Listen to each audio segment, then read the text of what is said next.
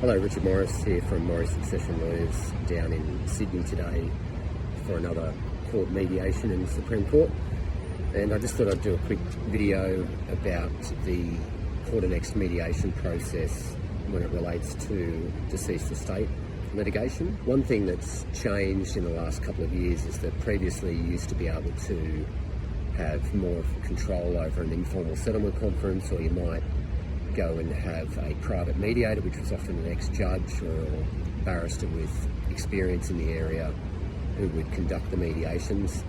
And of course the parties would agree to how much the contributions from each side would be for that mediator. And that can still happen, but typically now it's really only proceeding when it comes to mediations involving large estates, say 5 million plus. These days, most mediations are funneled through a court annexed process whereby the registrar of the court will conduct the mediations.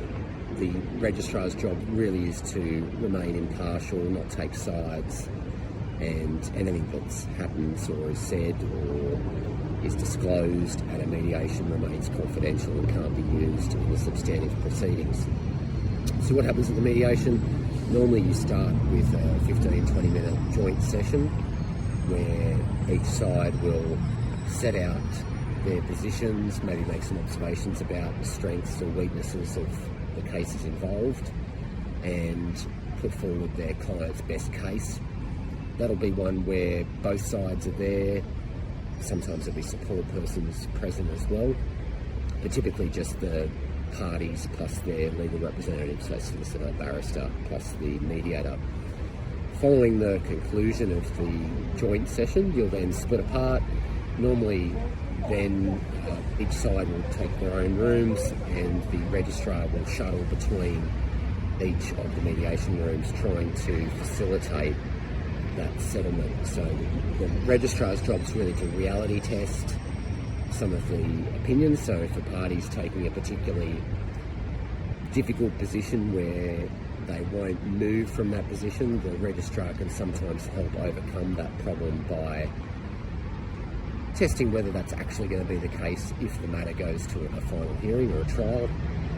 But also they can come up with sometimes creative suggestions in terms of settlement, be able to find a path to an agreement which maybe wasn't obvious on the facts. So the advantage of mediation, obviously you can own the process, so the parties have control over what the outcome is rather than having a third party like a judge impose a decision. That's more or less how mediations are run within the family provision and probate list at the moment. Sometimes they'll be half day, sometimes full day. In my experience, never more than that, although sometimes you can run quite late into the night if you're getting close to a settlement. That's more or less it. So if you've got any questions about your family provision claim or rights or process and you want a second opinion, or you've recently had someone pass and you might be their executor, or you're someone who feel probably got the rough end of the stick when it comes to your entitlement under their estate, then feel free to contact myself or the team at Morris Succession Lawyers.